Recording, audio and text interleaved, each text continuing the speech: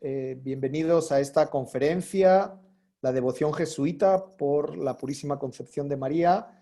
Esta conferencia se inserta en el marco de la exposición Ad Majorem Dei Gloriam, una mirada barroca sobre la Compañía de Jesús, que está actualmente en el Museo Nacional de Arte.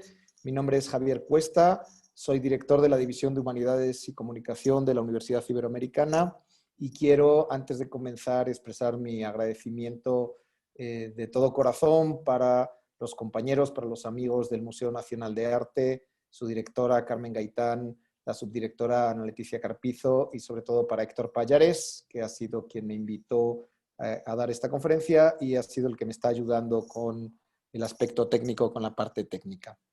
Quiero, antes que nada, empezar mostrando el índice de esta presentación.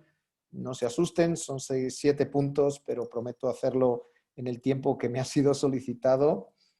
Comenzaremos hablando de algunos conceptos teológicos sobre la Inmaculada Concepción, sobre la Purísima Concepción y sobre la Compañía de Jesús.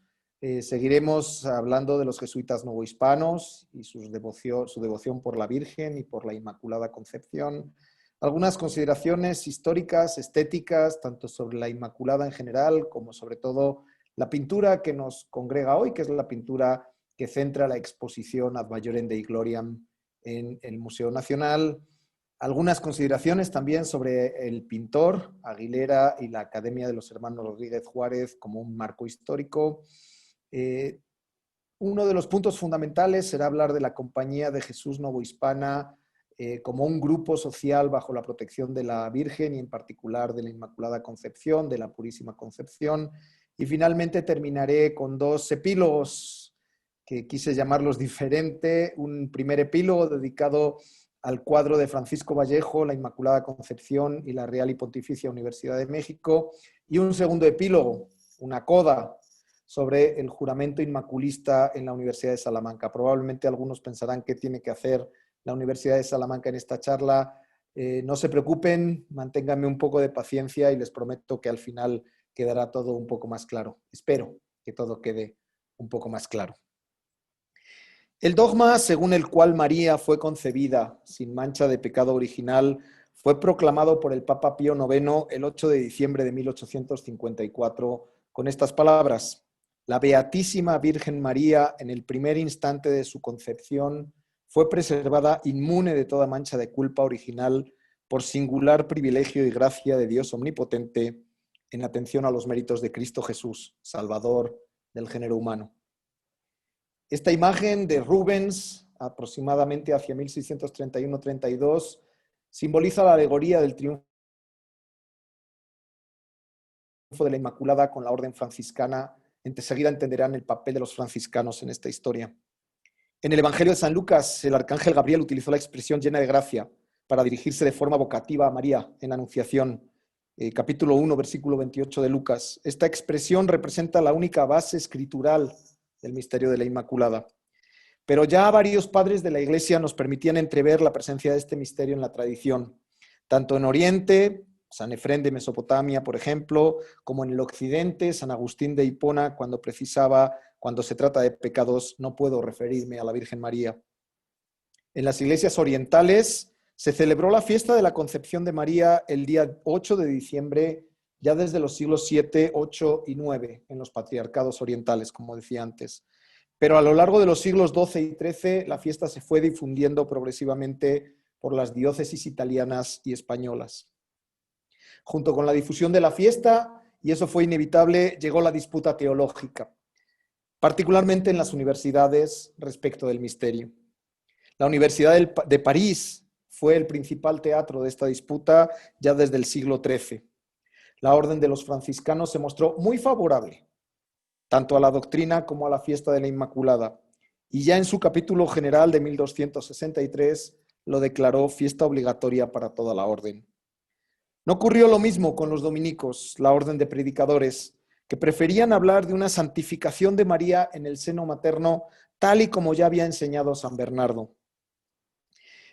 Preferían eso a hablar de una concepción inmaculada.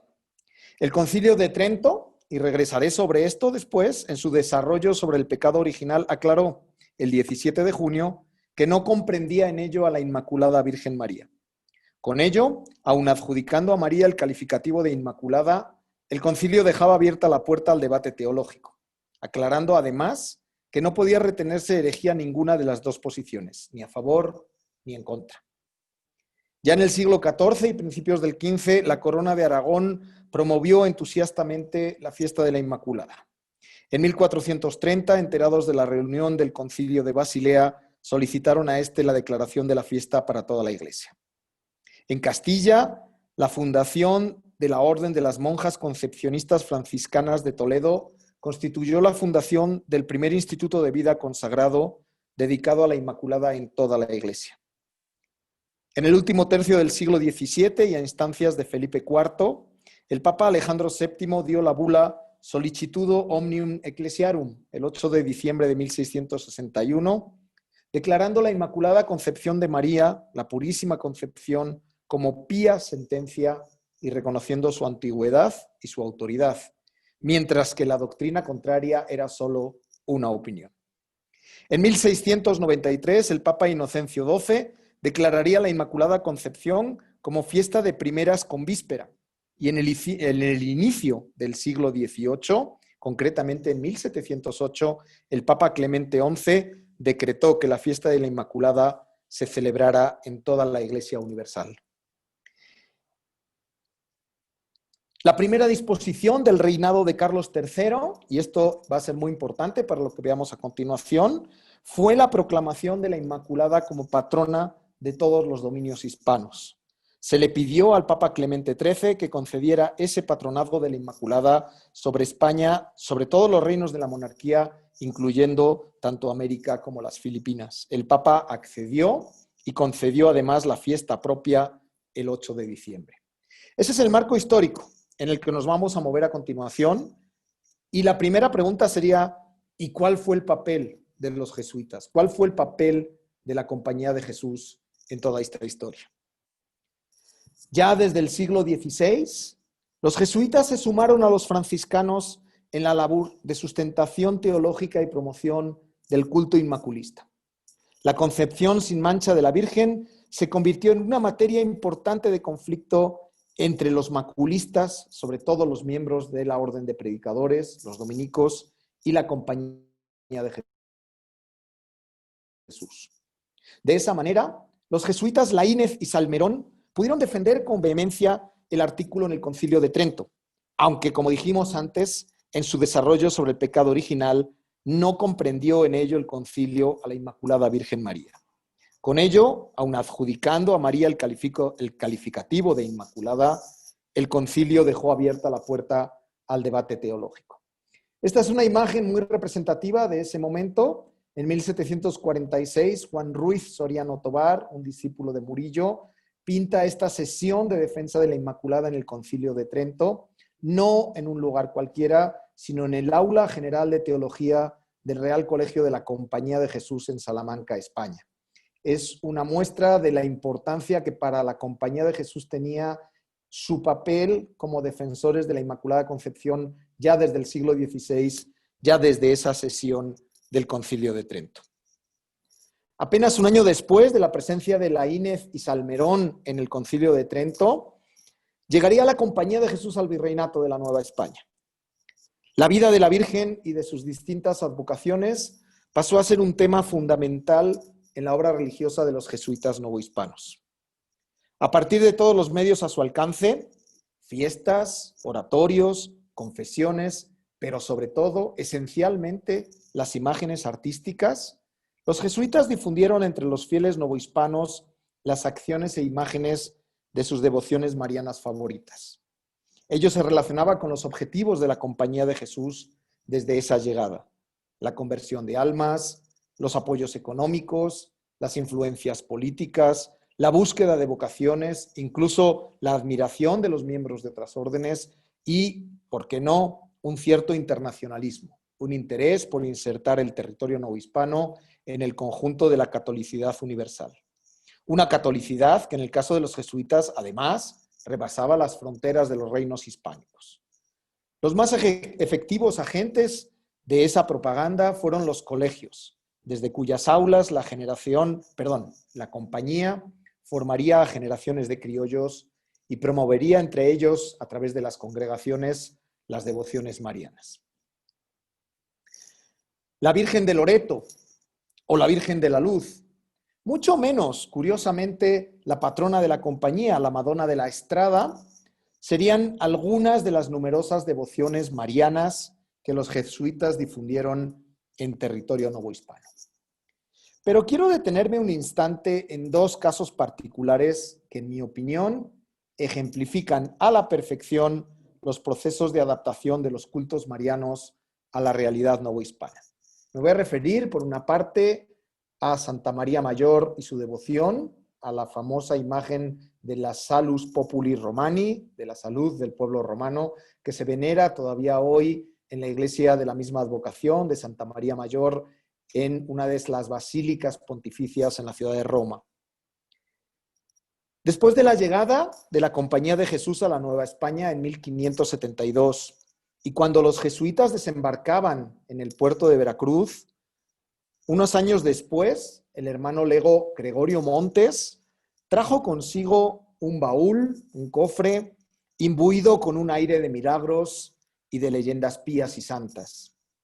Ese baúl contenía nada menos que 4 copias del retrato que, de acuerdo con la tradición, San Lucas, el evangelista, había hecho de la Virgen María, que, como decía antes, es adorado en la ciudad de Roma como Santa María Maggiore, como Santa María la Blanca o como la salud del pueblo romano. Probablemente un icono bizantino de los siglos IX, X, XI, fuertemente restaurado, que forma parte de las imágenes de las veras y magos, de las veras imágenes que pueblan la ciudad de Roma a partir del siglo VIII, IX, y que a su venerabilidad, a su carácter sagrado desde su antigüedad, suman el hecho de ser imágenes generadas por personajes sagrados, en este caso por el evangelista San Lucas.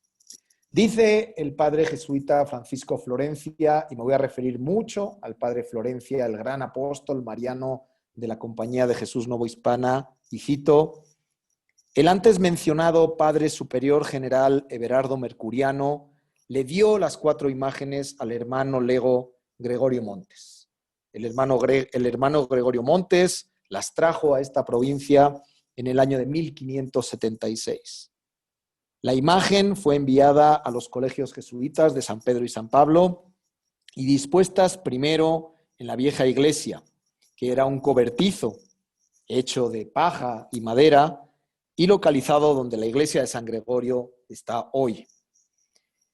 Las imágenes fueron después movidas a la nueva iglesia abovedada, que fue dedicada en el año de 1603 y fue acompañada por 50 reliquias de santos enviadas a esta provincia americana, junto con otras 250 que su santidad Gregorio XIII garantizó a las Indias occidentales y orientales en el año de 1574. No es una cuestión gratuita mencionar que buena parte de esas reliquias todavía se guardan hoy en la iglesia de la Casa Profesa de los Jesuitas, que fue de los Jesuitas de la Ciudad de México, y que configuran junto con estas imágenes un conjunto realmente extraordinario de los primeros tiempos de los jesuitas. Sin duda, estas 4 imágenes romanas, estas 4 copias que se hacen de la Virgen de Santa María Mayor, de la imagen de Santa María Mayor, pueden ser descritas como una de las piedras fundamentales, como uno de los cimientos sobre los cuales la Compañía de Jesús desarrolló una serie de políticas marianas, una serie de políticas sobre las imágenes de María en la Nueva España. Alrededor de estas imágenes, importantes devociones e importantes congregaciones y cofradías se generarían.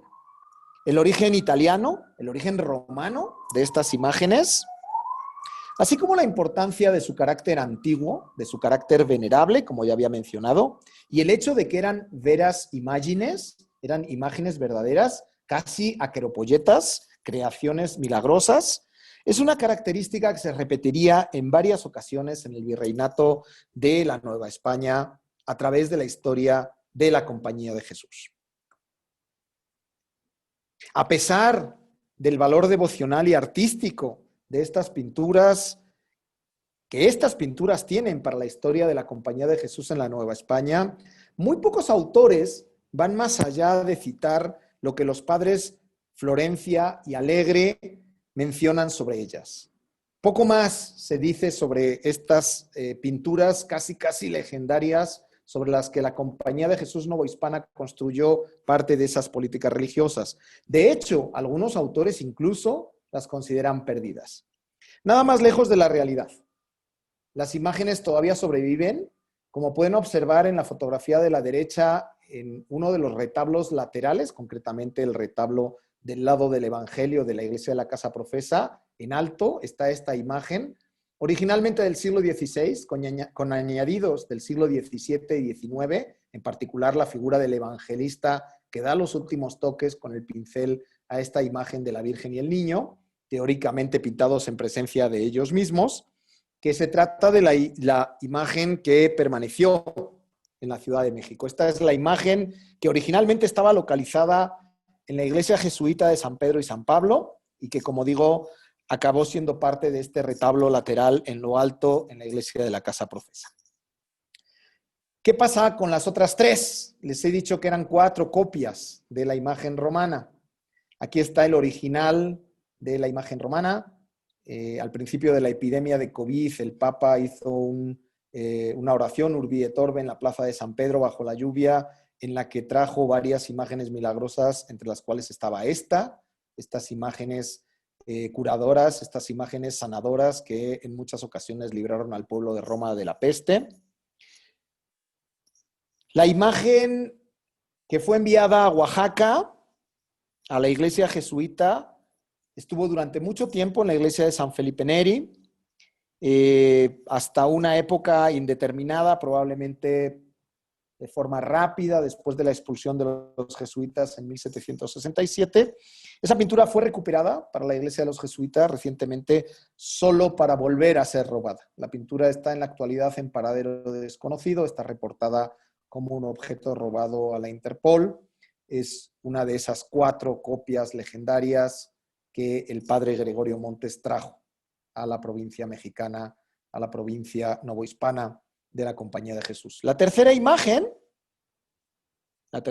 fue llevada al Colegio Jesuita de Pátzcuaro, a la iglesia jesuita de Pátzcuaro. Todavía está ahí, todavía sobrevive en su locación original, como pueden observar en esta fotografía del retablo en la que está. Y finalmente, quizá la historia más compleja, junto con la de Oaxaca, es la de esta 4ª copia de Santa María Mayore, que fue llevada a la ciudad de Puebla, a los colegios de la ciudad de Puebla, y que sobrevive hoy en la curia provincial, en los cuarteles generales, si quieren llamarlo de esa manera, de la Compañía de Jesús en la Ciudad de México. Esta imagen está hoy en la curia provincial.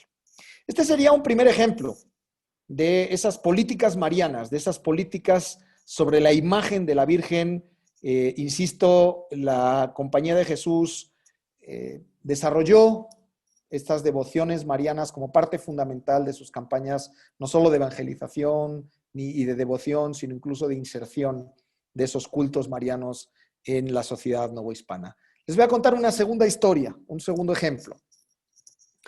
En el siglo XVIII, a principios del siglo XVIII, una de las principales mecenas de los jesuitas, la marquesa de las Torres de Rada, doña Gertrudis de la Peña, un miembro fundamental de la sociedad de la Ciudad de México en ese momento, a principios del siglo XVIII, principal comitente de la construcción de la actual iglesia de la Casa Profesa. Ella fue la que puso todas las cantidades económicas que fueron necesarias para la erección de esa iglesia, y también un miembro fundamental de la congregación de la Virgen de los Dolores que estaba adscrita a esa Casa Profesa. Donó a los jesuitas esta hermosa pintura romana de la Virgen de los Dolores. Esta pintura romana de la Virgen de los Dolores estaba prevista para presidir el retablo de la capilla en la que sesionaba la congregación de la Virgen de los Dolores. Es una pintura que, como pueden observar, de la lectura de ese papel que aparece pegado al marco, que aparece pegado al bastidor, dice: esta señora, por la Virgen, es romana, pintada de mano de Bartolomeo Mancini. La trajo el padre Oviedo. Volvemos a escuchar otra vez este nombre, el padre Oviedo, el padre Florencia, el padre Alegre, son los grandes apóstoles marianos de la Compañía de Jesús en los siglos XVII y XVIII. Y termina la inscripción diciendo: el marco lo echó el padre Francisco Antonio Gananda, prefecto de otra congregación, de la Congregación de la Buena Muerte. Esta pintura, como digo, firmada por Bartolomeo Mancini, de la Virgen de los Dolores, de la Virgen Dolorosa, de la Mater Dolorosa, de la Virgen con el cuchillo clavado de la Séptima Angustia. Es una copia prácticamente fiel del maestro de Bartolomeo Mancini. El maestro de Bartolomeo Mancini era Carlo Dolci. Esta copia de estas famosas Mater Dolorosa de Carlo Dolci, un pintor de origen florentino que a principios del siglo XVIII alcanzó gran fama, tanto en Florencia como en Roma, y que generó a su alrededor una escuela de estas imágenes sentimentales. Esta pintura, como digo, de Bartolomeo Mancini era una copia de la famosa imagen mariana, de la misma advocación de Carlo Dolci, por la cual la marquesa sentía una particular devoción. De hecho, la marquesa moriría con esa imagen a su lado. Ella pidió que esa imagen estuviera a su lado en el momento de su muerte. Esta devoción romana, la devoción romana italiana de la Virgen de los Dolores, no la devoción madrileña de la Virgen de los Dolores, sino la devoción romana de la Virgen de los Dolores, alcanzó una enorme popularidad entre los jesuitas, entre esta congregación en particular, la Congregación de los Dolores y de la Buena Muerte, y puede ser apreciada esa importancia a través de la diseminación de esta imagen, como pueden observar a la izquierda, entre buena parte de los pintores de la época. José de Alcíbar y Miguel Cabrera y Antonio de Torres repetirán una y otra vez este modelo romano a través probablemente del prestigio alcanzado de esta pintura de Bartolomeo Mancini. De hecho, si se fijan, todos repiten la forma del óvalo, como insistiendo en que no es una Virgen Dolorosa, sino la Virgen Dolorosa que se veneraba en la iglesia de la Casa Profesa. Regresando un poco a la historia de la imagen central, al final de 1716 sería el padre Oviedo, que eventualmente sería el mismo que predicaría el sermón funeral por Lady Gertrudis, por Nuestra Señora la Marquesa de las Torres de Rada. Embarcó desde el puerto de Veracruz hacia Roma como procurador provincial ante el Padre Superior General y el Papa, y en un momento determinado, entre 1717 y 1718, debió comprar esta pintura firmada por Bartolomeo Mancini en Roma.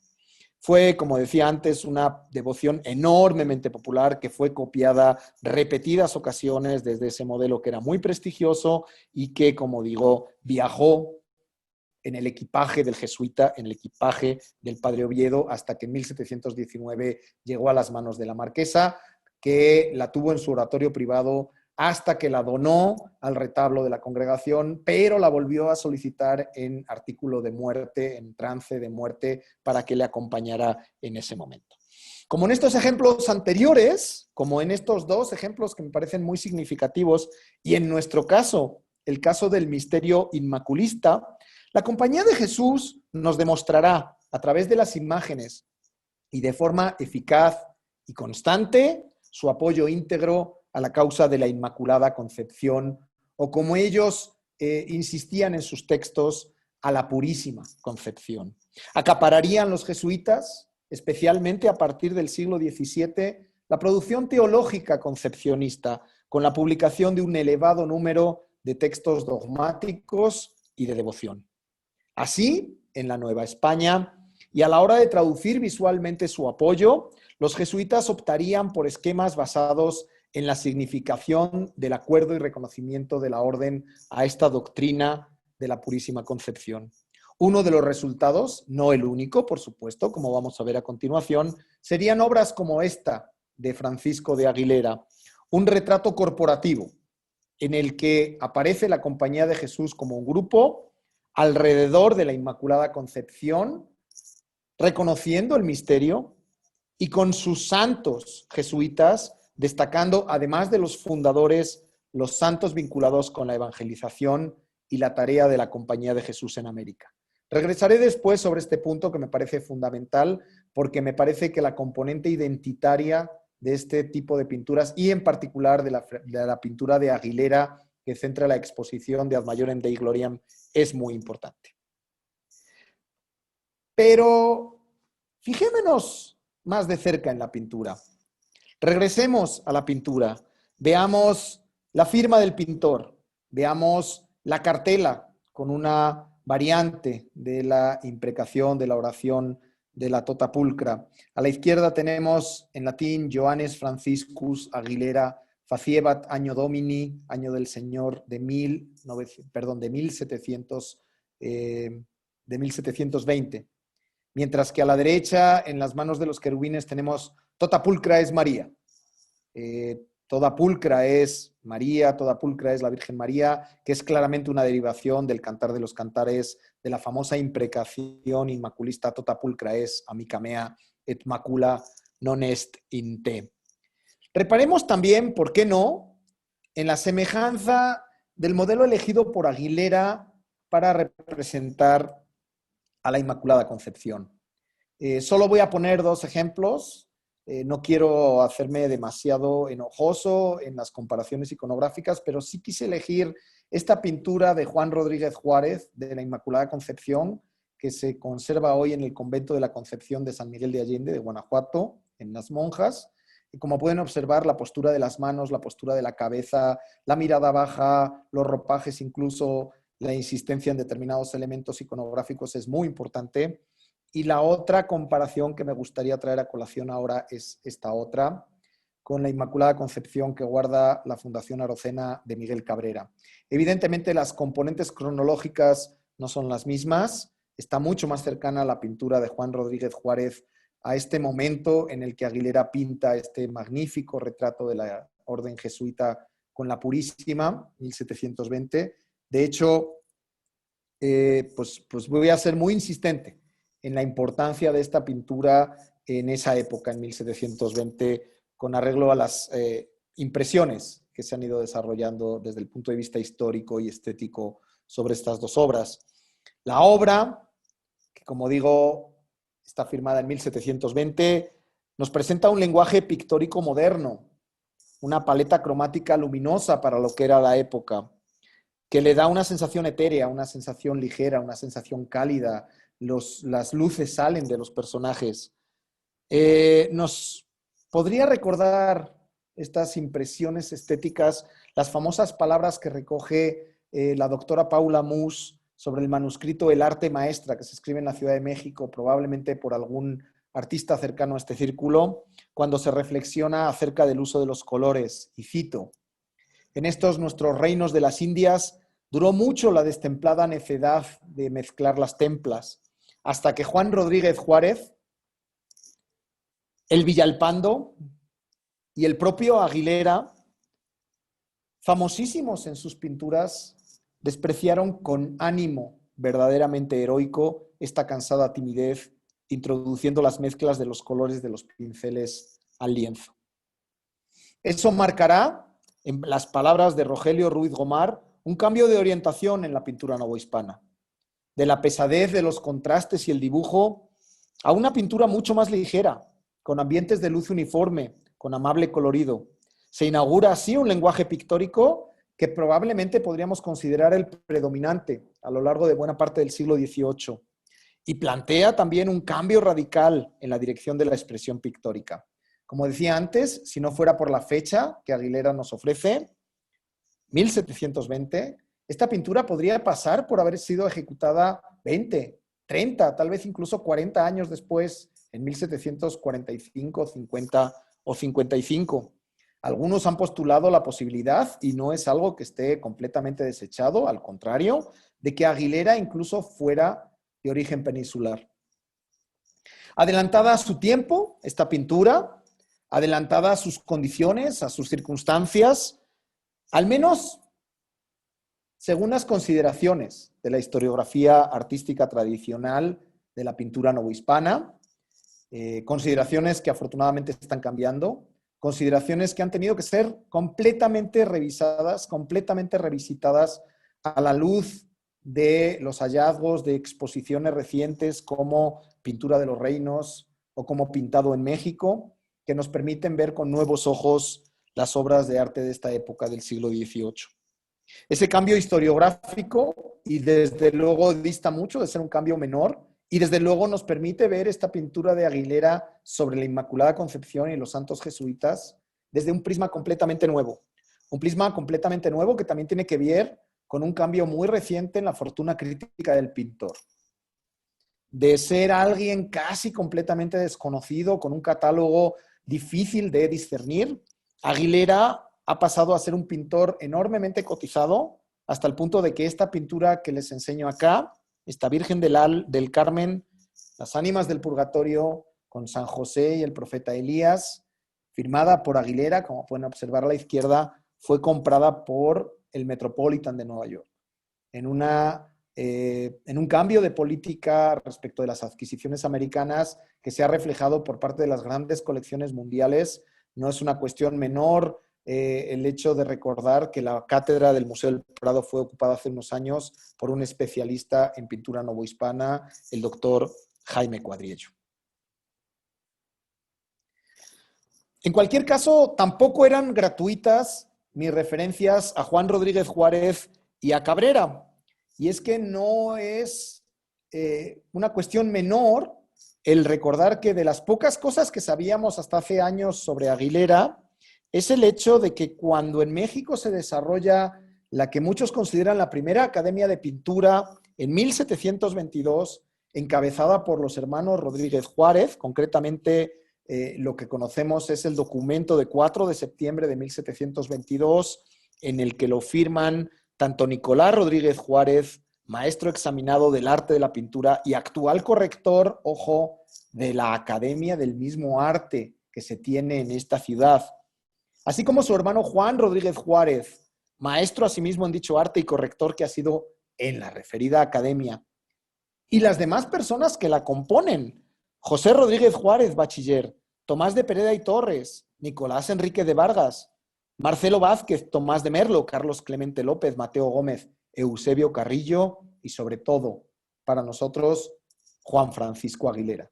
Juan Francisco Aguilera está inserto en esos discursos, está inserto en esos debates, y como conclusión de este punto, no me parece desencaminado afirmar que entre las propuestas para el arte de la pintura de esa academia, para el desarrollo de la teoría y del carácter intelectual del arte de la pintura, este tipo de grandes manifiestos pictóricos, y no es una cuestión menor, grandes manifiestos pictóricos, la pintura mide más de 3 por más de 4 metros de ancho, jugaban un papel fundamental a la hora de afirmar ese carácter intelectual en la actividad de estos artistas, pero también en las implicaciones autoidentitarias de los grupos que la encargaban. En este caso, los jesuitas y su devoción y su culto por la purísima concepción de María. Y paso ahora a hablar de ese punto en particular. La Compañía de Jesús de la Nueva España se nos muestra como una corporación grupal, como un grupo orgulloso de su labor evangélica, de su labor apostólica y de su labor de formación también en el virreinato de la Nueva España. Se nos muestra bajo la protección de la Virgen en unas representaciones alegóricas de esa compañía, vista en su conjunto con San Ignacio a la cabeza, como su cabeza, que se habían ido volviendo cada vez más comunes en la Nueva España en el siglo XVIII, aunque ya desde el siglo XVII tenemos algunas imágenes. No quería dejar de mostrar este magnífico lienzo que está en la sacristía de la Iglesia de la Compañía en Querétaro, en el que ya podemos observar a un Ignacio de Loyola bajo la protección divina, en este caso de la Santísima Trinidad con María y José, y con los jesuitas queretanos a su alrededor como retrato corporativo, como retrato de grupo. Será Miguel Cabrera, uno de los pintores preferidos por la Compañía de Jesús para decorar templos y colegios, quien materialice algunas de esas alegorías en su máxima expresión en varios ejemplos, como este magnífico patrocinio de la Virgen a la Compañía en el sotocoro de la iglesia de Tepozotlán, en la que hincados y divididos en dos grupos, prácticamente de la misma manera que aparecían en la pintura de Aguilera, aparecen los jesuitas encabezados por San Ignacio, fundador de la compañía, y por San Francisco Javier, al que está dedicado la iglesia del ex colegio jesuita. Y no es una cuestión menor el hecho de que ese prototipo será repetido por Cabrera en varias ocasiones. Quise traer este que está a la derecha en particular porque es, creo, muy poco conocido en el ámbito novohispano. Es la Virgen del Amparo, protectora de la Compañía de Jesús, que está en Maracaibo, en Venezuela, y que publicó en su momento Mónica Domínguez, y que, como pueden observar por el círculo amarillo que está a la derecha, tiene como aspecto diferencial, y no me parece una cuestión baladí, las cruces que marcan la presencia de los mártires del Japón. Alguien puede pensar por qué estoy haciendo ese juego iconográfico, pero creo que eso quedará claro ahora que veamos quiénes son los tres personajes que portan sus cruces a la derecha del lienzo de Aguilera en 1720 de nuevo. Dicho eso, habría que insistir también cómo en la misma iglesia en la que está ese patrocinio del sotocoro, Cabrera nos ofrece otra imagen fundamental de la Inmaculada Concepción, en este caso con San Francisco, y podríamos cerrar aquí ese primer círculo que abría al principio de mi conferencia cuando hablaba de la importancia de la orden franciscana, pero también de los jesuitas, apoyándolos en el dogma inmaculista, junto con la Inmaculada Concepción, que se guarda hoy este lienzo en la sacristía del templo de San Francisco Javier. En estos lienzos, como podemos observar, ya sea a través de la presencia simbólica de San Ignacio, ya sea a través de la presencia de los retratos de los santos, pero también de los hermanos jesuitas, los jesuitas novohispanos gustaban de aparecer en esas pinturas, gustaban de aparecer en estas pinturas contemporáneas como el grupo social que eran, como el grupo que se consideraban, como la autoidentidad que proyectaban. Eso puede constatarse también en otros lienzos en los que aparece la compañía representada, en particular los lienzos que tienen que ver, los ciclos que tienen que ver con la vida de San Ignacio y en concreto con el momento de su muerte. En esta muerte de San Ignacio de Loyola, de nuevo los jesuitas novohispanos aparecen en esas pinturas, en ese momento.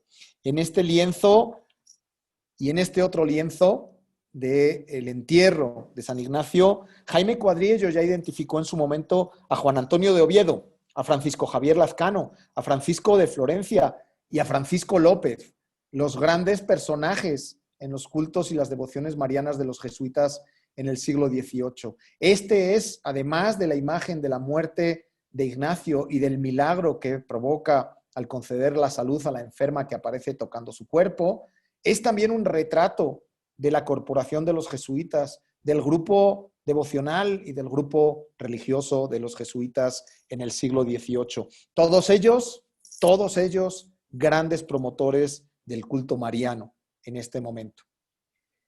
No importa la imagen que elijamos para ello.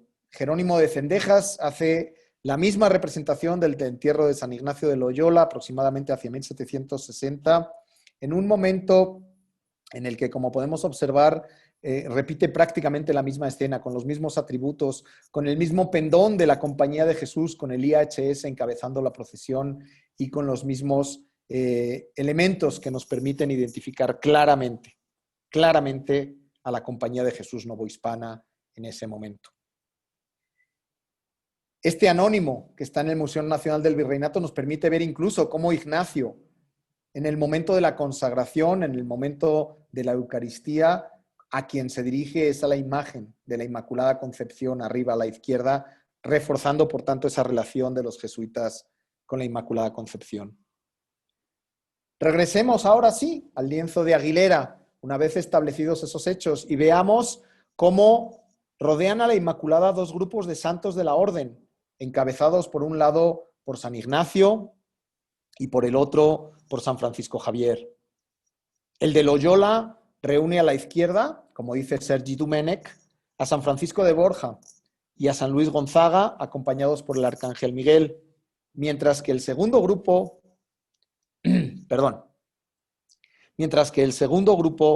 tiene a San Francisco Javier a la cabeza, patrono de las Indias, como adelantado, y es seguido por San Estanislao de Kostka, por San Francisco de Regis, así como por los mártires de Japón. Alguien puede decir que me estoy olvidando a San Cayetano, pero regresaré sobre San Cayetano después. El grupo de la derecha, este grupo de la derecha epitomiza la tarea misional de la compañía en tierra de evangelización, en América, mientras que el lado izquierdo, el lado que encabeza San Ignacio, nos identificaría por oposición los trabajos realizados entre la población católica y los modelos de las virtudes del buen cristiano en el caso de Ignacio, Francisco y Kostka. En cualquier caso, no es una cuestión baladí pensar que la composición podría reflejar una visión universal de la compañía, tanto en tierra de evangelización como entre la población católica. Así, esta metáfora pictórica de la compañía, protagonizada por la Inmaculada Concepción, constituye un programa visual articulado, un programa visual virreinal, en base a una realidad construida a través de la retórica, aquella gran máquina que movía afectos y orientaba conductas en determinadas direcciones políticas y religiosas a lo largo de todo el periodo moderno. Solo así podemos entender la participación del culto y de la devoción de la Purísima Concepción de María y de estas imágenes artísticas en la construcción de un imaginario religioso, pero también de un imaginario visual para la cultura criolla. No importan demasiado aquí mis hipótesis sobre la pintura. Puedo pensar que es una herramienta de propaganda que apela a las emociones como recursos para la promoción de los miembros de la orden a través de su imagen. Podemos pensar que es un medio para confirmar la internacionalización y la extensión universal de la compañía. Puedo pensar que es un juramento de la orden en defensa de la doctrina inmaculista en la Nueva España. O puedo pensarlo todo al tiempo. Desde luego no incluiría aquí las ideas de Pilar Gonzalvo sobre que representa la moda de las Inmaculadas, representadas como jóvenes doncellas en ascenso glorioso al paraíso. Pero desgraciadamente nada sabemos de su procedencia original y por tanto desconocemos el público al que iba dirigida. Solo sabemos que fue incorporada en 1877 a las galerías de la Academia de San Carlos desde el Hospital de San Hipólito. Pudo haber decorado este extraordinario artefacto cultural alguna de las más importantes iglesias, casas o colegios jesuitas novohispanos. Creo que poca duda puede haber sobre eso. A ese respecto, tal vez nuestra única pista futura sea, como dice Rogelio Ruiz Gomar, la extraña inclusión de San Cayetano, único no jesuita de la pintura. Al aislarlo y representarlo de busto, se nos marcaría el deseo de incluirlo junto a los destacados miembros de la compañía, pero sin asimilarlo a ellas. ¿Es una devoción particular? ¿Tal vez un retrato a lo sagrado? ¿Tal vez la advocación de algún colegio o congregación?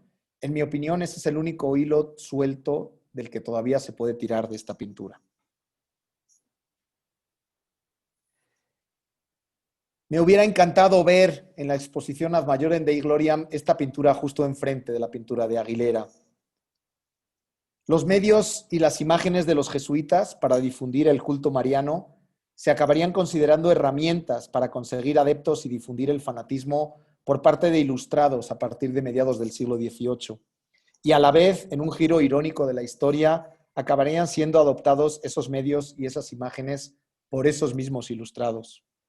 Así, el conde de Campomanes, en su dictamen final de la expulsión de los jesuitas de España, decía, y cito, «Trataron los jesuitas de mover la solicitud del rezo al corazón de Jesús en la iglesia primada de Toledo, a pesar de ser una instancia que tenía contra sí decisiones pontificias, como la devoción de Nuestra Señora de la Luz y otras que mantienen en boga. Quisieron autorizar en Roma esta solicitud con el augusto nombre de Su Majestad, no teniendo dadas tales órdenes y tal vez habiendo las contrarias». En enero de 1619, la Real y Pontificia Universidad de México había celebrado ya, con gran solemnidad y establecido, una medida muy importante que incrementó el carácter dogmático que se le estaba dando al culto inmaculista, al incluir en sus estatutos la exigencia de que antes de cualquier grado se hiciera voto de defensa de la Purísima Concepción y se pusiera en el título que el interesado había cumplido con el requisito. La universidad votaría definitivamente el misterio en 1652. En 1774 se le encarga a Francisco Antonio Vallejo pintar este cuadro votivo a petición del claustro de la universidad, cuando Carlos III, como veíamos al principio, alcanzó del pontífice Clemente XIV la autorización de que se pusiera en la letanía de la Virgen la deprecación Mater Immaculata. Esta creación sobresaliente, como dice Cuadriello, uno de los ejemplos más espectaculares en el mundo hispánico para proclamar la soberanía mariana, pensada para las escaleras de la Real y Pontificia Universidad, en la que el artista puso todo su genio y habilidad artesana dentro de una ambiciosa, equilibrada e intelectual composición, sin duda se requería en ese momento político, atención, a tan solo 7 años de la expulsión de los jesuitas. En 1767, Carlos III había obtenido una victoria casi absoluta: el extrañamiento de la Compañía de Jesús de los territorios hispánicos, la declaración de la Inmaculada Concepción como patrona de España, de todos los reinos y señoríos, y finalmente el breve pontificio para que se agregara la frase Mater Immaculata a la letanía de la Virgen. Es esta victoria del despotismo ilustrado la que informa desde el fondo la gran pintura de Vallejo. Era necesario que la Nueva España, a unos pocos años de distancia de los efectos causados con motivo del extrañamiento de la orden de los jesuitas, se le rescatara y de alguna manera se lustrara el prestigio del rey hispano. Lo más interesante para mí es finalmente, y por eso decía que hubiera sido muy interesante poner a ambas pinturas a dialogar, la de Aguilera y la de Vallejo en el mismo espacio, es que los mismos recursos retóricos, la misma figura de la Inmaculada, la misma formulación intelectual del lenguaje pictórico, en nada se diferenciaban uno de otro. Antes, al contrario, bebían de las mismas fuentes que la expresión religiosa previa del culto jesuita a la Purísima Concepción de María, que ya se encarnaba perfectamente en la pintura de Aguilera. De nuevo, en las palabras de Cuadriello, y cito: no deja de ser paradójico que la real cédula del monarca que acompañaba al breve pontificio para que su voluntad se acatara y cumpliera, se recibiera en medio de un clima universitario enrarecido, en el que aún se hacía presente el fantasma de la expulsión de los jesuitas. ¿Quién puede dejar de pensar que las imágenes humilladas del rey y el papa están ahí para ensalzar una de las devociones más distintivas de los jesuitas, que entonces habían caído en desgracia en el momento en que se decretaba su muerte canónica e intelectual? Pero era la Universidad de Salamanca, en España, quien había sido la primera en promover la práctica de hacer el juramento, de enseñar y de defender el misterio, como testimonia el lienzo de Francesco Caccianiga del juramento de la Inmaculada Concepción, que se guarda hoy en el retablo de la capilla de la universidad. Desde 1618, los profesores juraban defender a la Inmaculada Concepción, y en 1760, con motivo de este lienzo, la universidad la proclamó como su patrona. Ya en un claustro de 2 de mayo de 1618, la universidad había aprobado la fórmula del juramento, proclamándose como muy devota y aficionada de la Inmaculada Concepción de Nuestra Señora. El estatuto del juramento se celebraría con solemnes fiestas el 28 de octubre de ese mismo año de 1618. El secretario leyó la fórmula en castellano y las autoridades académicas y todos los claustrales prestaron por primera vez el juramento.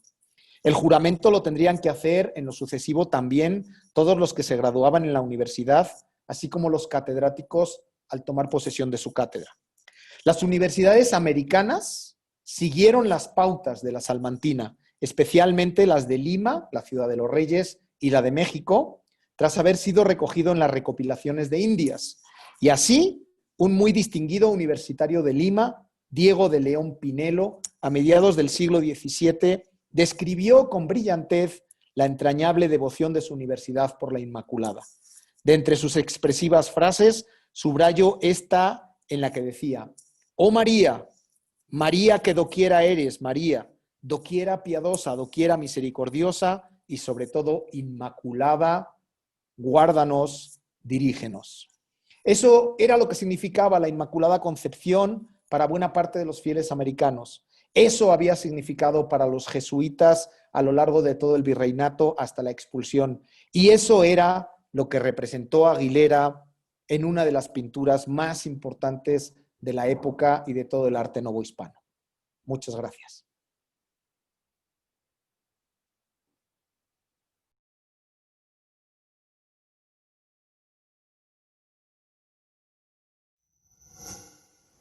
Gobierno de México.